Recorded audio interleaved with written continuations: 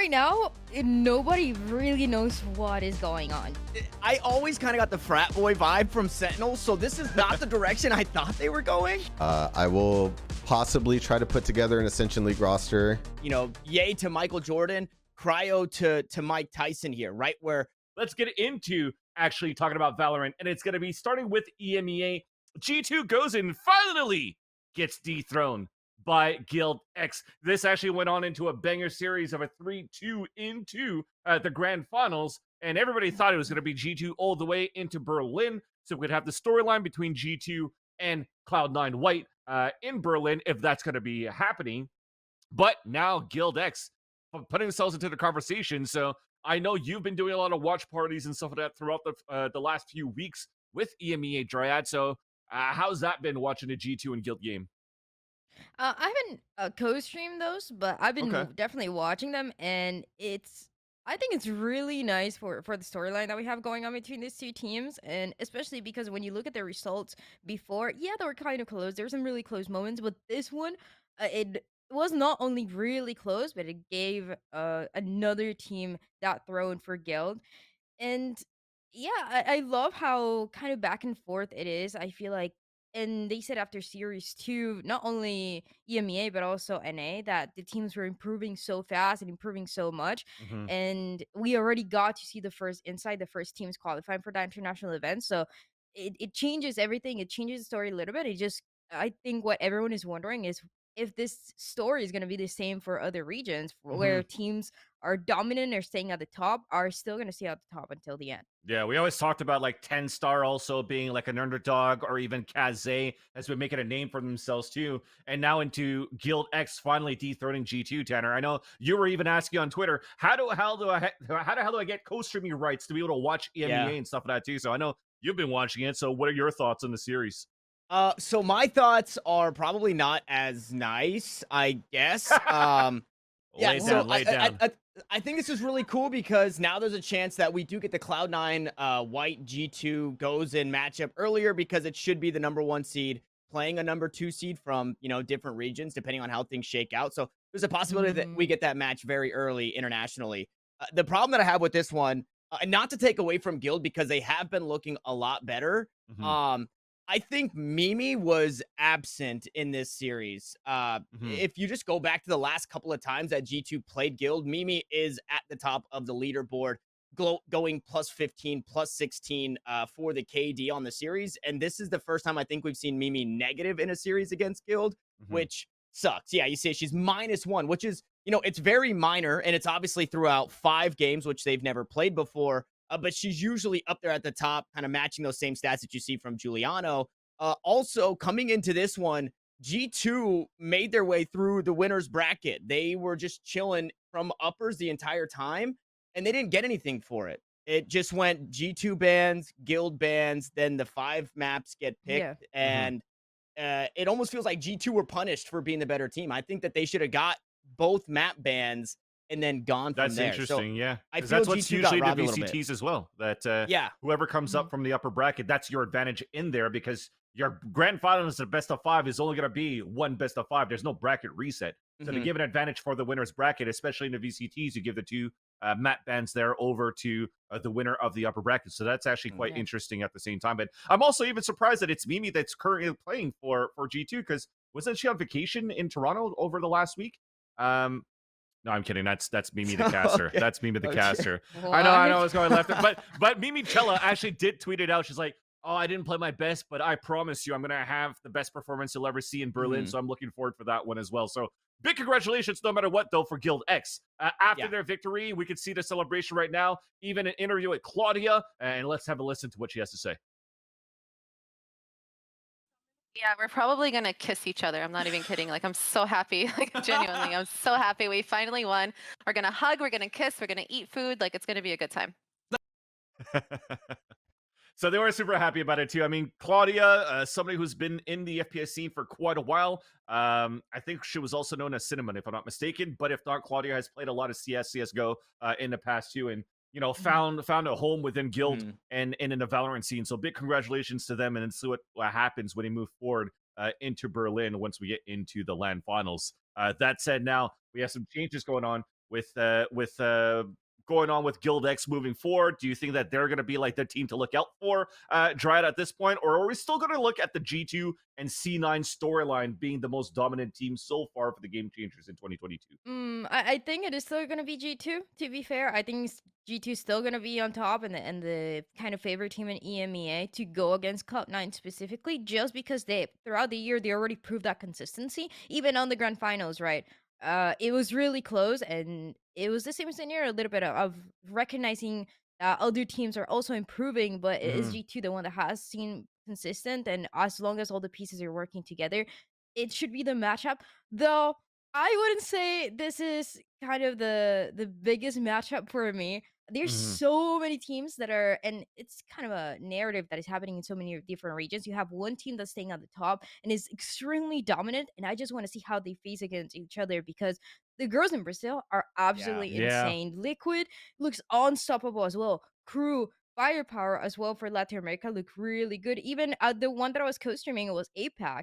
And there's some cool ideas over there with teams staying at the top. And then you have to wonder why that consistency is happening and how those teams are going to match up against each other, because it's always EMEA and it's always NA.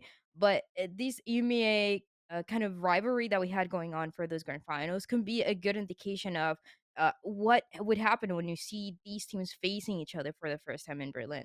Yeah, that's the fun part about the international scene, the international stages for Masters, for Champions. We always have our heads turning for like the underdogs, the APAC. That's how like Paper X started like getting a name and like getting into the final. So I'm looking forward to see what's going to happen. Maybe it's not going to be Cloud9, maybe it's not going to be G2, but at least one thing that we can confirm in conversations is things happening in NA this time into the partnership program. We're a little bit late. I think as soon as we finished our show, it was announced pretty much. So Cryocells officially joins here, 100 Thieves. Tanner, your thoughts now on Cryocells? Is this the right pick for 100 Thieves? How has Cryo been so far? Great addition. Losing Will, is that a gap now for 100 Thieves, or are they just Wing from the get-go? Yeah, I will say that I was surprised by this, not because of Cryo or anything, but I did think if that there was anybody that was going to stick together with recent successes and just with the management that they have, I think 100 Thieves, with kind of Nadeshot at the top of it all, but then obviously the direct management being DDK, Sean, and Mike's. That organization to me seems like the organization that is going to trust the process and isn't going to be quick to make changes, kick people out, bring people in. Although we have seen a little bit in past, it's been different. So I thought that they would stay strong as 5. I do like this pickup. Obviously, Cryo, I think, is your number 2 prospect in kind of filling this in. And I know that the conversation is Cryo sells over Yay. But when you look at this, Cryo is pretty directly a 1-for-1 fit with Will versus Ye, who kind of, plays the chamber more than anything. So I do think this is a pretty good fit for 100 Thieves. Yeah, actually, let's hear it straight from Nadeshot, who talks about why people have been going for like that conversation between Cryocells and Ye, and why 100 Thieves decide to go for Cryocells instead of Ye. So let's see what Nadeshot says about that topic. At the end of the day, I think right now everybody would agree that Ye is probably the best player in the world, if not one of the best players in the world. And there was a lot of interest. Anybody would be silly to not consider Ye to join their team. And it wasn't a matter of expense. It wasn't a matter of common ground between us, in the idea of working together. We just think that Cryo at this moment in time for the rest of the team is probably the best fit. I mean, Ye in the offseason basically is like fucking Michael Jordan. I mean, this guy has dominated Valorant for the last 2 years. And I think any team that lands Ye is going to be very happy with their investment. And if there was a world where Cryo wasn't the best fit for 100 Thieves, I would have leapt at the opportunity to work with Ye. But at the end of the day, we feel as if right now Cryo is the best fit for us. 19, this is his first competitive game. You heard it from himself. And if he's already playing at this level, we feel like with the right investment and the time and resources that 100 Thieves have behind Cryo, that he could really be rivaling Ye one day for one of the best players in the world. So he definitely doesn't have any money issues, right? He's got that Chipotle sponsorship right into his webcam. He just came out with the Juby drink. This guy's just rolling in. He's on the fucking Golf 2K or whatever it's called on that in that next golf game coming out too, just being in an ad with Tiger Woods. So I think he's 100 Thieves are doing fine on money too. But let's go into the conversation now of the cryo. He talks about cryo cells being young, having a lot of potential, being cracked out of his mind at that age. His first FPS game, sorry.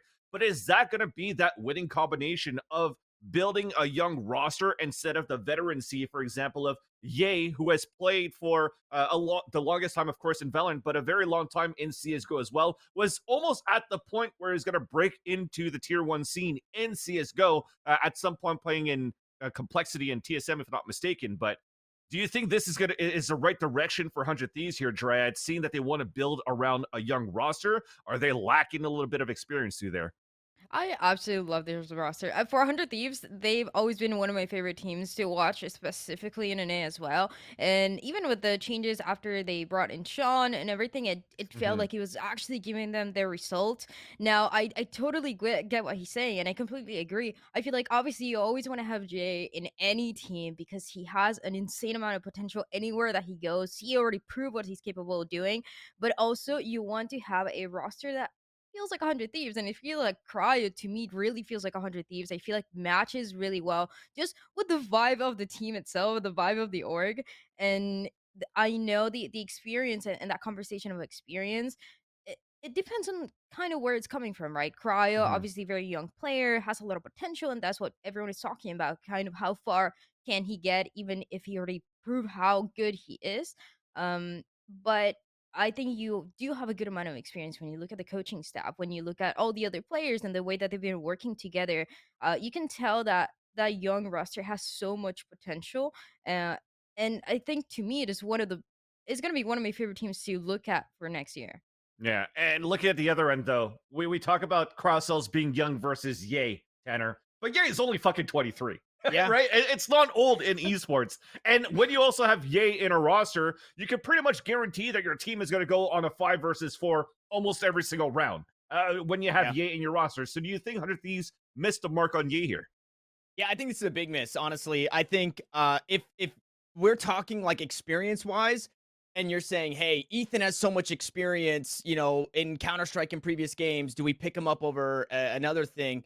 That's completely different. I would say, no, we don't want that Counter-Strike experience. We want the Valorant experience. But Ye has both, right? Ye, it has the Counter-Strike background, the tactical shooter background, the fundamentals of what Valorant is, and all of the Valorant experience behind it. So I think this is a huge miss. And I think they're really taking a chance on Cryo. You know, Ye to Michael Jordan, Cryo to Mike Tyson here, right? Where he's just had the highest highs. He's been this heavyweight champion.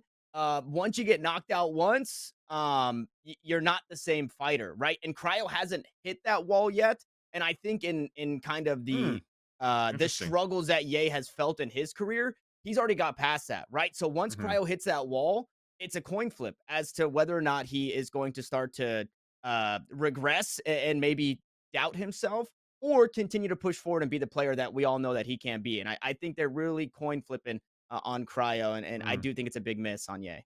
I see that being interesting that you mentioned that he hasn't really hit a wall yet, because if you look at Exit at the Masters 2, they kind of just fell flat once they got into the playoffs, right? Although one of the matchups that they played against had to be against Optics, so it was like one of those rivalries where they are already figured out. You're trying to practice against other teams and it didn't work out. But Krausos definitely showed some impressive numbers at Champions compared to even to Ye. Both of them were at the top of their game at that event. So yeah, and also somebody in the chat, Wazarko, was saying that didn't Stellar and Cryer play together in SOAR in the past? Indeed, they did. So maybe that could be the winning factor for picking Krausos over Ye. And the other thing too is that you do have great leadership and veterancy within your coaching staff of DDK, Sean Garris, and Mike's, but also just the IGL himself, Stellar, still very young. But when you listen to him speak, he seems like he has like a good head on his shoulders, very calm, and is able to like guide his team very, very well. So I think overall, 100 Thieves could definitely look like a team that could make some impact going into the partnership program.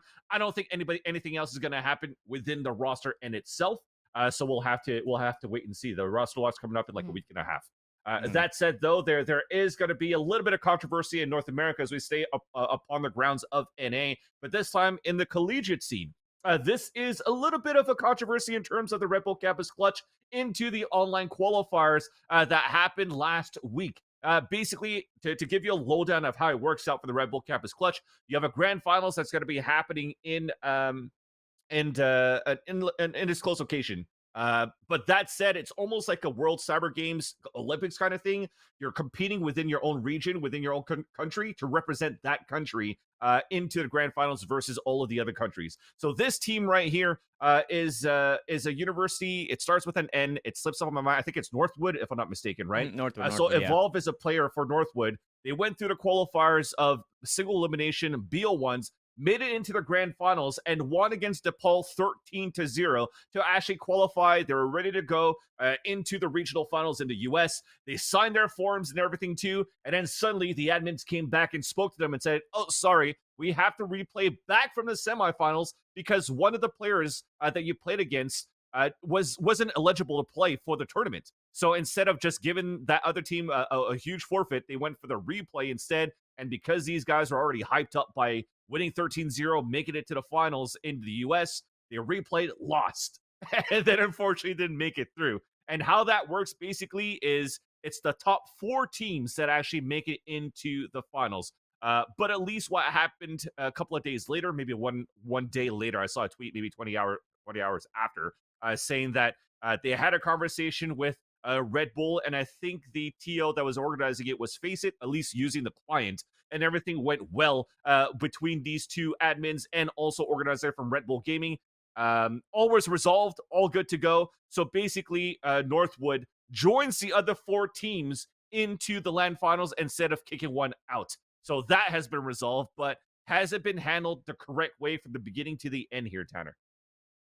Oh, man, this just keeps popping up. This is a couple weeks ago. Today we got it on the show. What needs to happen is Riot needs to have a line that you can call, and when you call it to check out the rules, it says, "Please wait, as our options have changed."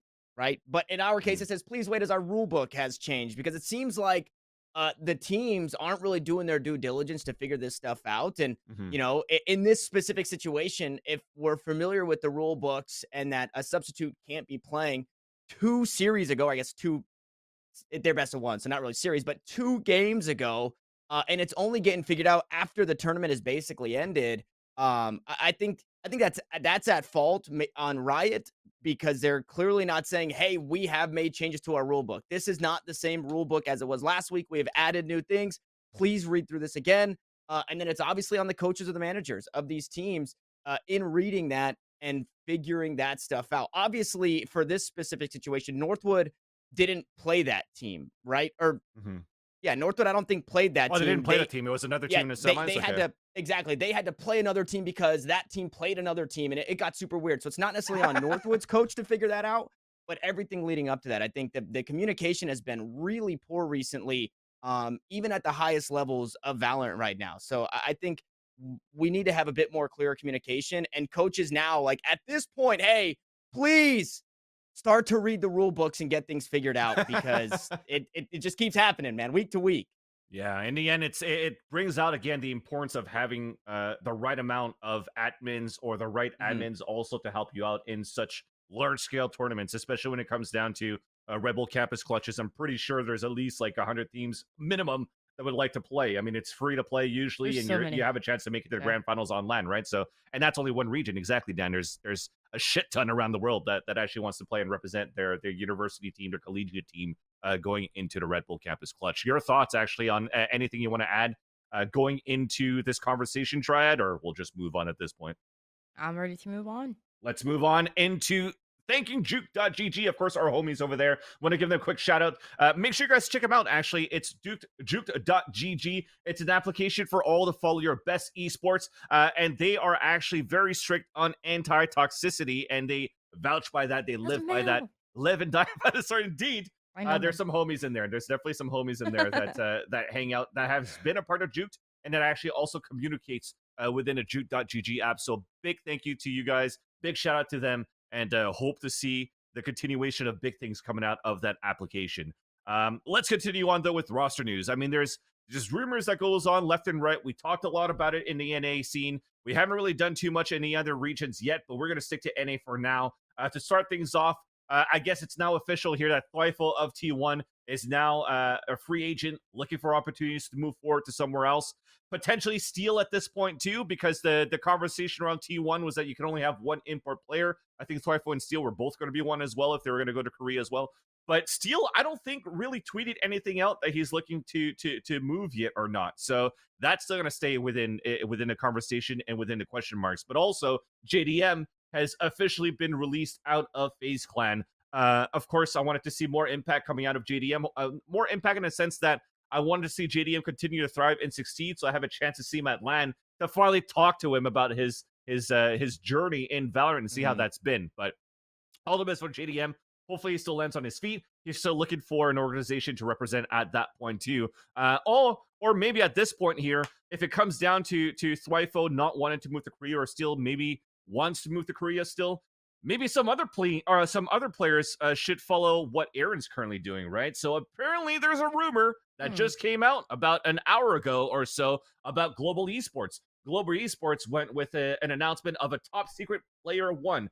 You may call him X, you may call him Y, but we just call him player one for now. There's a bunch of clips of him moving forward, or of this player in game, using like the casters of Doug. I think Brent was in there as well.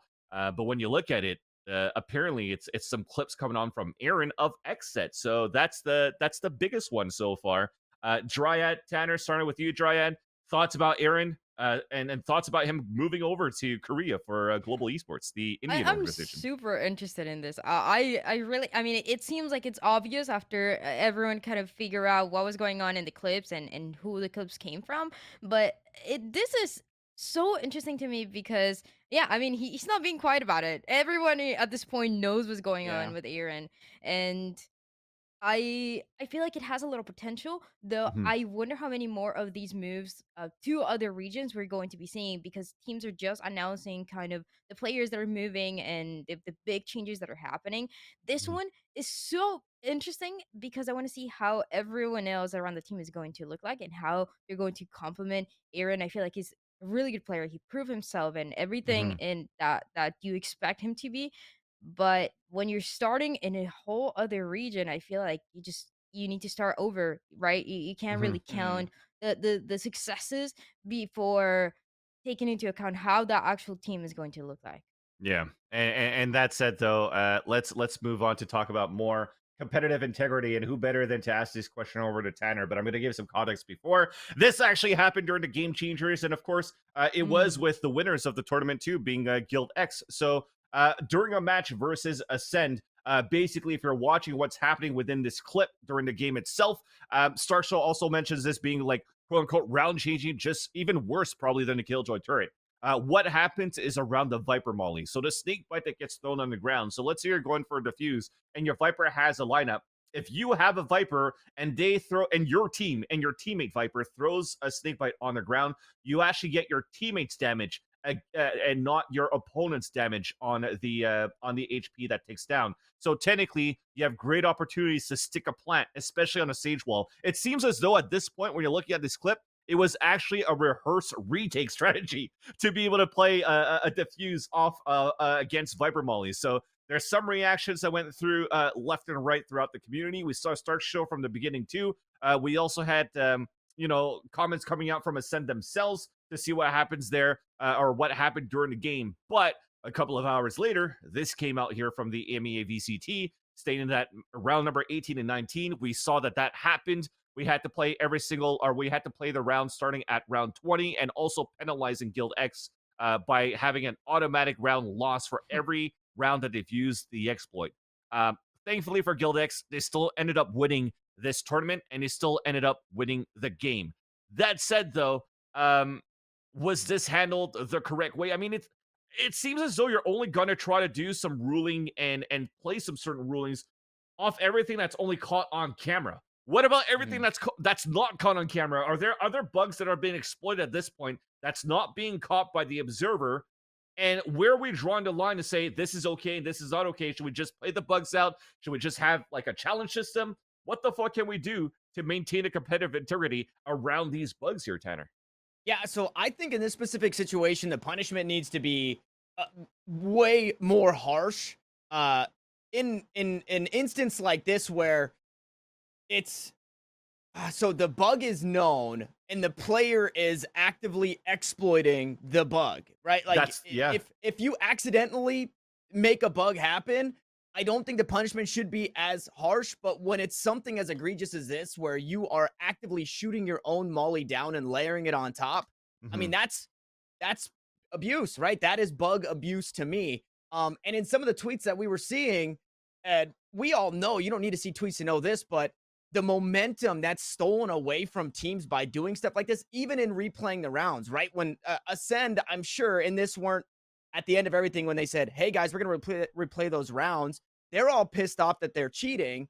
And then they're not just immediately going to flip the switch and be like, yes, yay, guys, everybody get motivated. We're replaying these rounds. Let's fucking win it. Like, that's not happening. The mental switch isn't just there. Like, it's going to take a second for your anger to subside and that adrenaline to go away to be able to sit down and replay this, because as we saw, Guild still won and they lost, I'm pretty sure, the next map, right? So this would have been, if Ascend eventually end up winning that Icebox, this would have been a 2-0 in favor of Ascend, a huge upset in the lowers. Guild would have not advanced forward and would never have eventually won the tournament. So I think when players are actively exploiting bugs, we need to be a bit more egregious, as you know, the exploit is, or the abuse is, and punish these teams in more than just losing those rounds or just replaying. It's like that stuff is just, it's not enough. And again, you gotta read the rule books, man. That alone needs punishment, just to show that the coach and the management isn't doing that. This is at the highest level. At college, if you're a student and a coach, maybe you don't have the time to read through everything because you got midterms. At the highest level, man, this stuff can't keep happening. Dan, you were saying, was there anything you wanted to add to Tanner's comments now? I was just thinking, I mean, there's got to be consistency in when these things are happening, what action is being taken, and how quickly it is.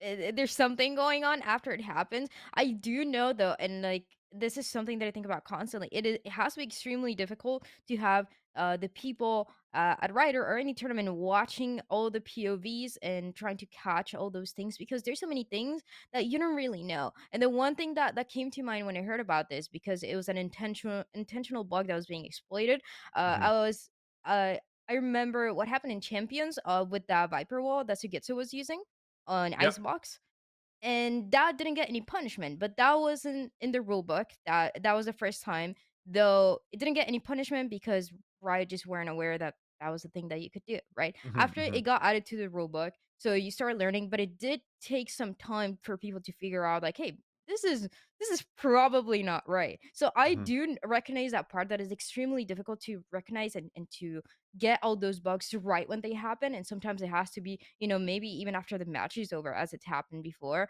But I mean, the best thing that we can do, and like the best thing that players and teams can do, is, like Tanner was saying, kind of read the rule book, really understand what is going on.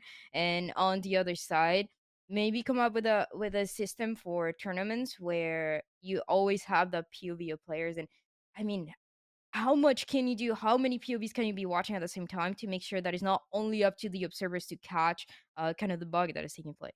The only thing that's tough, though, is that if you do want to have, because I was thinking about the replay system too, that's going to be good to be looking at the 10 POVs, right? But devil's advocate is that if you actually do have that and there's going to be a challenge, there's still going to be time that's going to be used against that challenge. So technical pause, whatever that's going to be. And when you're in a tournament that has like 256 teams that's participating, and the advancement of the bracket relies on the completion of the previous games, that's going to lead to potentially a very, very, very fucking long tournament over the course of the weekend. So it's a very touchy subject and very hard to really try to put it in the end. But I do agree with both of you in terms of that rule book.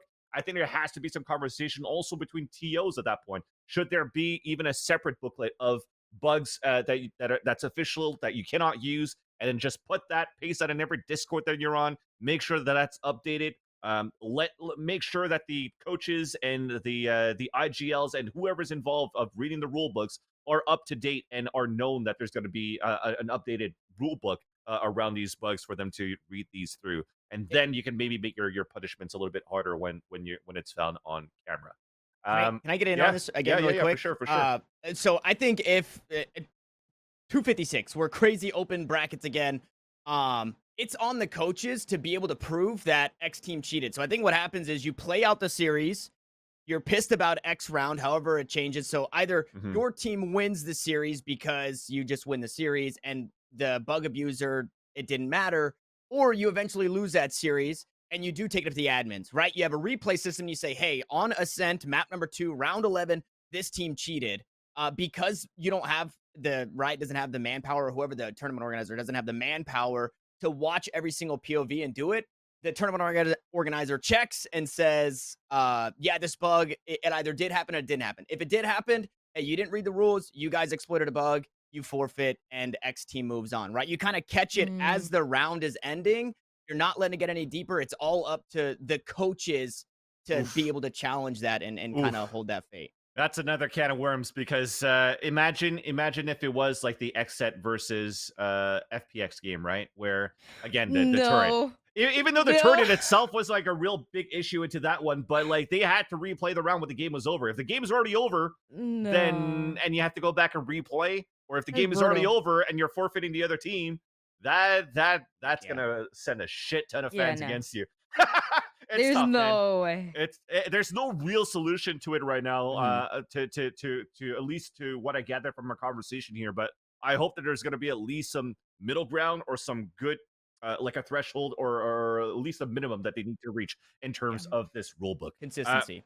Yeah, exactly. Consistency. At least one thing that's sure in terms of consistency is the continuation of rosters being dropped, rosters changing, and now it's unfortunately about NRG releasing officially all of their roster with the exception of Som.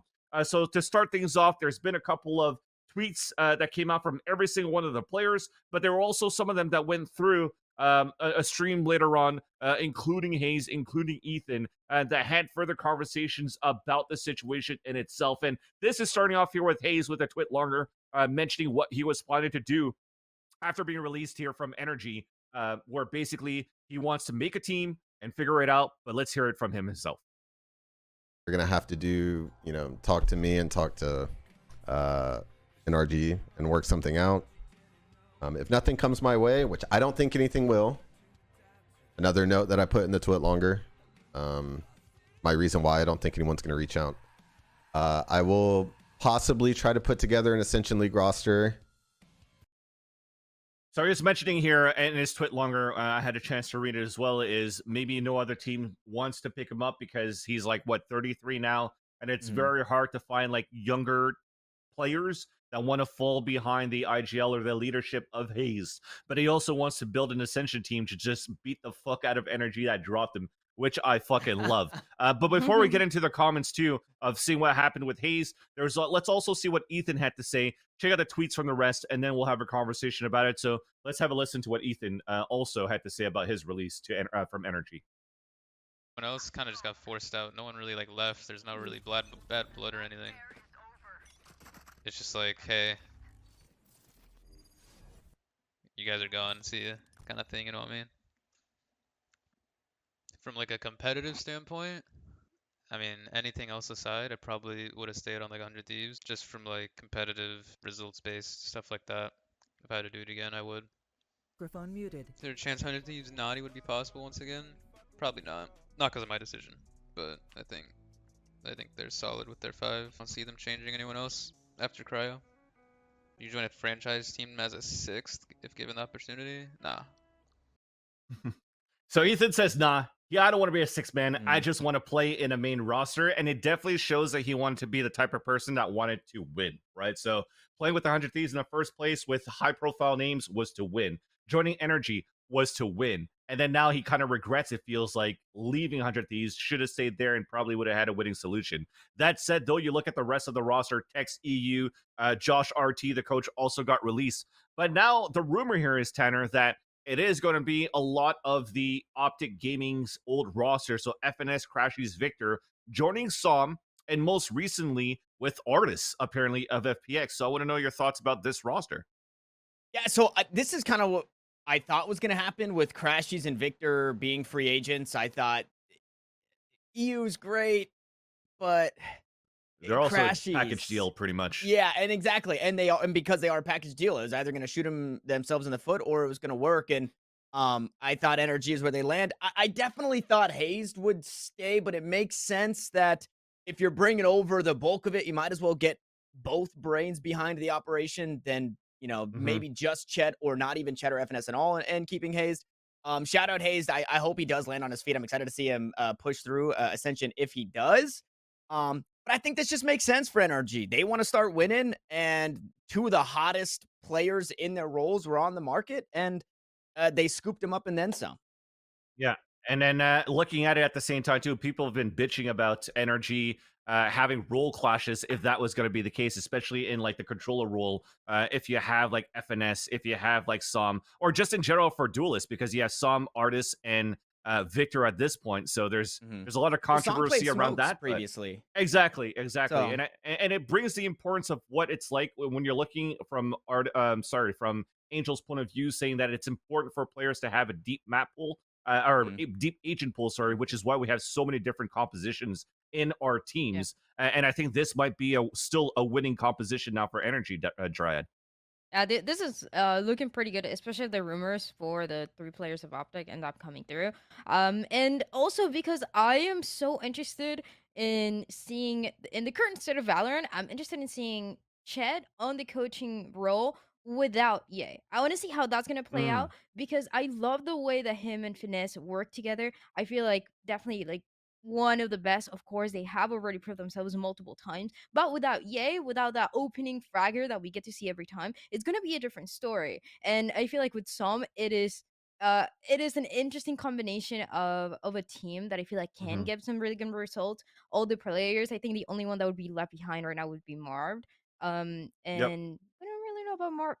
I'm feeling Sentinels, but I don't know. I'm feeling that as well. I think that's the rumors going on to that point as well. Sentinels is looking to build a super team at this point, and we'll talk about Sentinels in a bit, right? But let's take the advantage of having you on the show here, Dryad, because if we have you on, of course, we're going to have to ask about South America and LATAM and see what's going on in those regions, because most recently, I think the biggest ones that are floating around, and let's talk about the confirmation, at least to start. It's Bazooka, the main coach here from Loud. They won champions, and somehow Bazooka still leaves the team. Now, I'm assuming this is going to be a mutual parting ways, but what's the rumors behind Bazooka, why he left this roster?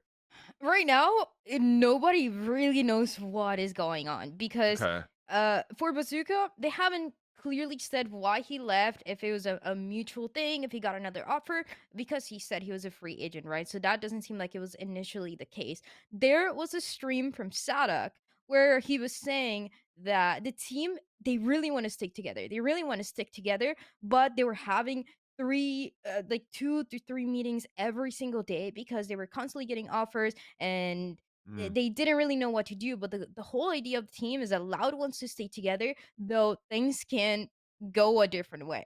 And I feel like the first indication that we got of things going a different way is Bazooka not being in the roster anymore, which honestly is a little concerning. It's a little surprising for everyone, right? You see, you just won champions. The team has to stay together. You already proved yourself against every other team internationally. But I'm afraid, because they already have their interest in staying together. They work really well. They match really well in every single way possible. But I feel like if one player leaves, which I feel like it's all still potential with everything that Sadak was saying, it can just break apart. And then you just have a mess in the couple days that we have for player or for teams to define their roster. You have what, like 10 days for the official 6, and then you can make changes again. Yeah, interesting. Even Typho in the chat saying, if Loud isn't safe, nobody is safe, right? I feel that insane. For sure. The other crazy part too is Crew parting ways with Kesnet. Kesnet has been the most consistent player on LAN for any organization so far. I think if you're looking at Kesnet's numbers on LAN, it's just you're capping if he's not in like your top 20 going into the tournaments. That said, though, he's still leaving Crew, even if Crew has a partnership spot. Rumors are, though, is that he's potentially joining Koi with Mixwell. So what are your thoughts on that one here, Dryad? Is that what you've been hearing through the rumbles as well? I haven't heard too much of Kesnet. Everybody's kind of Mm. Worried. I don't want to say worried, but a little worried about where he's gonna go, right? Because Leviathan, on one side, they seem like a pretty consolidated roster at this Mhm. point. They're Mhm. gonna make a couple changes, right? And there's some rumors about Messino actually going to Leviathan, and then you have one more player. The rumor is that it's gonna be a player from Brazil. Mm. But for Crew, uh, I feel like the changes were obviously necessary. They are a really good team in Latin America, but when you're going to America's League, that's a different story. And I feel like because the team has been staying together for that long and they got some okay results, you start getting maybe some bad habits, or like inconsistency that can't really fix even after Leaso came in this year. So Mhm. for Kesnet, and he said it on his stream once. He said he had one offer for a tier one team, but if he has to run through the Ascension League, he's gonna do it. He's just committed to do everything, Wanted and to that would be play. scary having Kesnet on the Ascension League. That would Yeah. be terrifying. But I feel like the only possibilities that I see right now is either him going to Koi or a Spanish team, Mhm. or he's gonna be in the Ascension League. I don't see him getting picked up by Crew again, because it seems like it was a mutual thing. And Mhm. Leviathan, it seems like it would probably be sticking with King. So Yeah. Yeah. uh, where do you put Kesnet? And he also doesn't know a lot of English, so Mhm. that's another thing. Oh, so if he doesn't know a lot of English, it only almost even makes more sense that he Yeah, you goes cut into all the Koi or options. something, Yeah. right? Yeah, because he had a nice little bromance that went onto the Twitter feeds and stuff like that when he was hanging out with Mixwell before. Mixwell's not with G2 anymore. Well, technically not with G2 because G2 is not part of the partnership program anymore. So Mhm. that's opportunity for him to play with Kisset at this point. You know how Mixwell always wanted to be a duelist too, right? So he could play Nax's position as a jet this time too in a new team. But fuck it, Mhm. we'll talk about it another time. There's so much to talk about Mixwell, but Yeah. I will use it for another day. Let's talk about Sentinels though in North America. Finally building from I guess top down. I like to say at this point, if you're gonna Mhm. put your management and your coaches Yes. at the top, right? So Tanner Sentinels picking up superstar coaches with Psycho and Kaplan. Our very own shitty human Kaplan joining as the strategic coach and Psycho as the head coach. We don't know what the roster is going to be yet, but at least when you see this in front of you, Mhm. is this giving you hope? This gives me so much hopes. This actually, I always kind of got the frat boy vibe from Sentinels, so this is not the direction I thought they were going. Yes. Because Exactly. you've got like Proud Pop 1 and Proud Pop 2 and Psycho and Kaplan. But first and foremost, I'm so excited to see these guys land on their feet. Obviously, with what happens with Xen, what happens with Ghost, immediately you look to the people that you're close to and you say, I hope these guys land on their feet. So it's Mm-hmm. great to see Sentinels obviously monopolizing Valorant as a whole. That's really the place that you want to be. It seems like they've got a good idea of really how to control Valorant, both in game and out, just on screen in general, content creation, all that good stuff. And these guys are brilliant. Mm-hmm. We saw Ghost rise top 10 even further in North America under the reign of Kaplan, and then we've obviously seen what Xet can do with Psycho.